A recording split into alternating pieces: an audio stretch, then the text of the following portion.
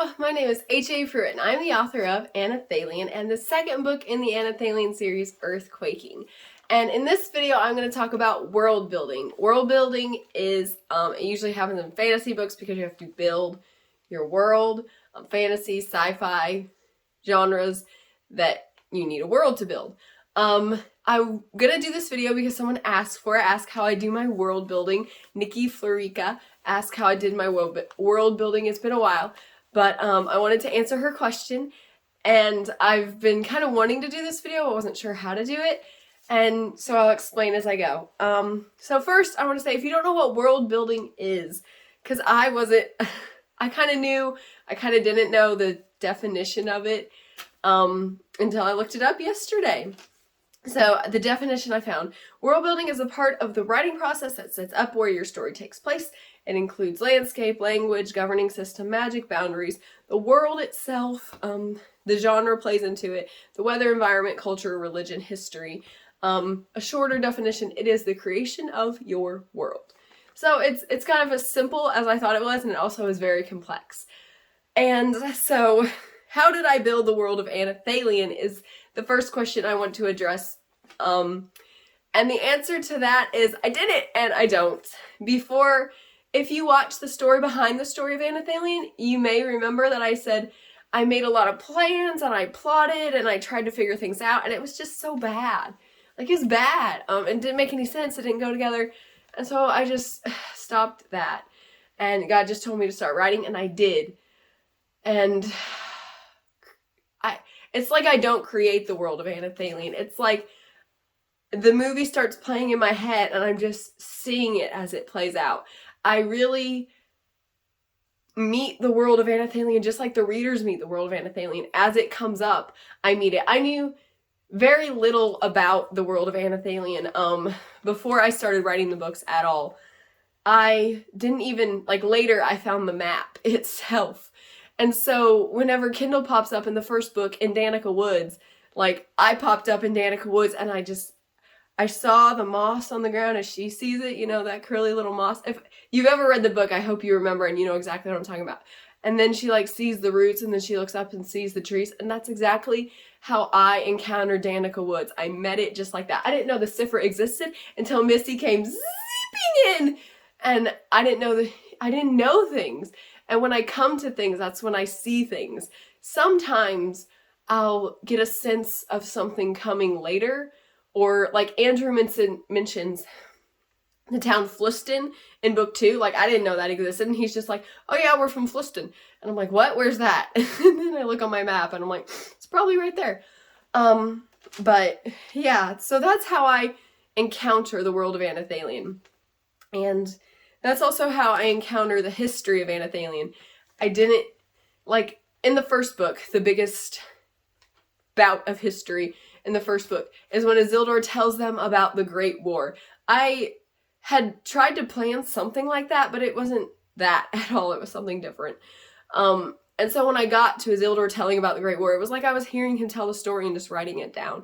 It's so amazing to encounter Anathalion like that. I also kind of related it to how if you play video games, and you play video games with these vast worlds, but when you first start out, it usually shows you the shape of the world, but doesn't show you everything else. Everything else is hidden by clouds. And so you see the little town or first spot that you get to go to, and as you start to explore and beat more bosses or do whatever, you get to see more and more of the world. The clouds kind of ebb away. And it's like that. That's exactly what Anathalion is. I was like, okay, on my map, I understand what Danica Woods is, and then I'm like, oh, Bellalux, I understand that. And then as we go to Asula and Iterium, they just started popping up. And as I go along, they just start popping up, and I'm like, oh, that's there, that's there, that's there, that's there. So if you have a map that I made at the very beginning of book 1, it's different now than the map at me writing book 3 right now. Well, typing book 3, writing book 6. You're not getting the map of book 6 because that would reveal too much. So, I don't do world building. I have no idea what is coming up. I just ask God to help me listen, and then we start writing, and it's just seeing it all for the first time, and it's so amazing. I love getting to experience it as the reader experiences it. But And until recently, I said this video was kind of hard to do because until recently, Anathalion was the only thing I had written, and so I didn't feel like I had any advice to give anybody on world building. It's just kind of like, it's just there. It's like the world was already there, and I'm just walking through it. And that's not really world building. But recently I've started writing a couple short stories for different anthologies, and that's exciting and fun. And it's like real writing now. Like, I'm doing real writing. I actually have to edit things and change things, and I love doing that. It's exciting. It's like a puzzle for me. But anyway, so I have to do some world building. And so I looked at the process I went through to create the worlds or to work with the worlds, and I wrote some tips down for you. So here are some tips. So my first story I started writing, I'm just going to call it my Zag story. I don't have a title for it yet because titles are hard. That's my Zag story. The main character's name's Zag. And the world building, it was mostly already established by Joanna White. The anthology is for her world, the Republic Chronicles. And so she had like a universe planned out, like all the planets, all the races. It's super cool. She has like pages and pages that we could read and find out about all these things. So she had everything pretty much established. But what I had to ask her or research in her world kind of will help you have tips of what to ask yourself before you start figuring things out. Because as I wrote, I came up with these questions. I had to ask her or read which races would create an interesting dynamic. That's one of the first things I thought. I looked through all the races that she gave us and thought which would create some really cool story together. And then I thought which races could effectively communicate the message I want to tell. What kind of characters are gonna help you tell your story? If they're just normal people, make normal people in your world. If you want a little more imaginative races, do that. That's cool too. What do the races and their homes look like, or their spaceships look like, or their whatever their home place is? What does that look like? Think about the visuals.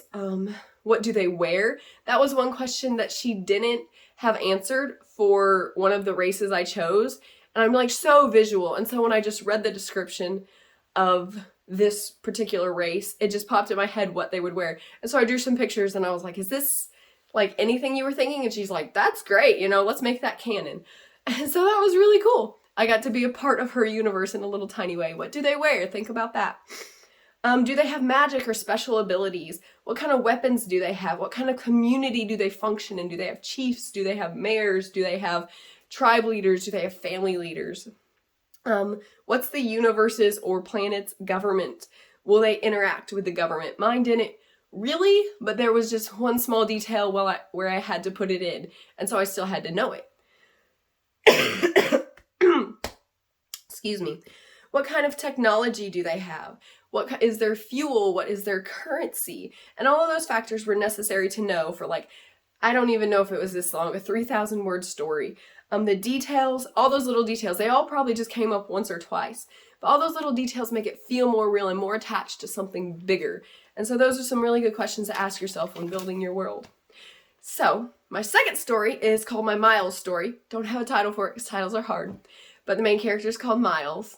And it's for a trickster anthology. And so I started off with the character because your main character for the anthology, it dictated you need a trickster character as the main character. So I started with my character. Okay, I need a guy who's a trickster, and then I built around him a world in which his personality could thrive and really show that trickster personality and show the lesson I'm trying to teach through it. So first I thought I need an environment where he could scam people easily, and so it just popped in my head, I'm going to be in this desert planet with sparse, close-knit encampments. So encampments. So people are like far away, so he can scam this one guy and nobody else is going to know. And so the world, his need to scam people dictated how I needed to build this world. He needed an antagonist that he has a reason to scam, because why would he be scamming people he likes?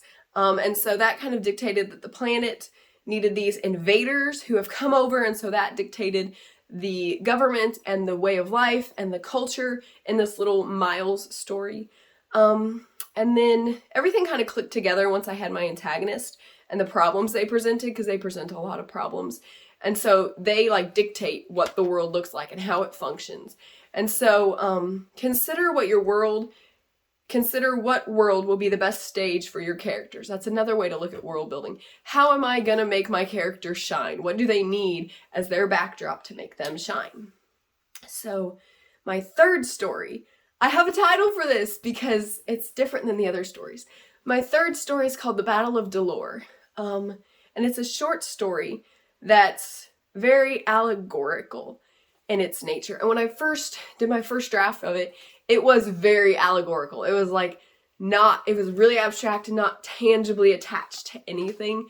And I saw that and I thought, how do I make these abstract ideas and emotions and feelings more concrete for people to hang on to and visualize something? Because I need visuals whenever I write. And I was like, oh, I don't have those. Oh, it's very emotional. And so I considered, how do I make these things tangible? And I thought, the people need special features. I'm not exactly sure how to define what I gave them. It's not body features, but it's some special extension of their soul, I guess you could call it. So they have special features. The people in this world have special features to show their emotions and their physical inner state. And also there's magic and there's battle tactics and there's a battle that goes on. The actions they do, the things they look like, shows the internal and further expresses the analogy or the allegory of what I'm trying to communicate. And also, I thought, how do I make more clear the setting? Because in my head, this had a very clear setting, but I just never said it because I stayed in the kind of abstract headspace. And so I just added places where I thought, if they're moving from one thought to another thought, one stage of the progression of the characters to another, make them be in a hut, because it's kind of a desperate place. So it's not a home, it's a hut. And then there's darkness. It's always covered in eternal darkness because of the state of everything going on. And I gave the town a name and I gave the battlefield a name. Just adding those little details and thinking about, for my tip overall for a story like that is use your world to communicate the tone and the feel of your story, and vice versa, to use your story to communicate the tone and feel, and use the tone and feel to communicate your story. I hope that makes sense. I'm running out of air here. Got a cold. So those are my tips for world building. Let me go over just the quick ones. Think about all the factors necessary that you're going to need to know for your whole story. Think about how the characters, what they need in order to function as the characters you want them to function as when world building. And also use your world to communicate the tone and everything. In Anathalion, there's one town, I hope this isn't a spoiler, there's one town called Spadier. And when they're walking to it, I just felt in the air and in the ground and in everything going on when I was writing it, that this town is not okay. And you can just feel it just because of how I'm describing what it looks like, how this little mini world in Anelthalien is, this town in Anelthalien is. And I just don't even want to talk about it because it gives me the creeps. But it's so subtle and it's so good. But do that. Use your world to further the point you're trying to make. That's a good way to say my last tip. So those are my tips for world building and how I don't world build for Anelthalien, but I really enjoy building worlds and creating stuff. So if you have any tips to share, please share them in the comments below. If you have any things you want to say about your world building that you really love, share them in the comments. Or anything else you want to say in the comments, any questions you have about Anelthalien or my other stories or world building, please comment below. And do subscribe and do like this video and do follow me. I think I said everything. I can never remember. So thank you very much for watching. Bye! If you want to know more about Anathalien or HAPruitt, please follow me on Instagram at HAPruitt. You can find me on Amazon as an Amazon author, HAPruitt. Please watch my YouTube channel and all my cool videos on my channel, HAPruitt Anathalien. You can find me on the Facebook page, HAPruitt Anathalien. You can follow me on Goodreads by the name HAPruitt and the book Anathalion, or you can go to my website where so much cool stuff about Anathalion is. The website is HAPruitt.com. There is a giant devil cricket on the ceiling over there. If he comes near me, I may have to stop.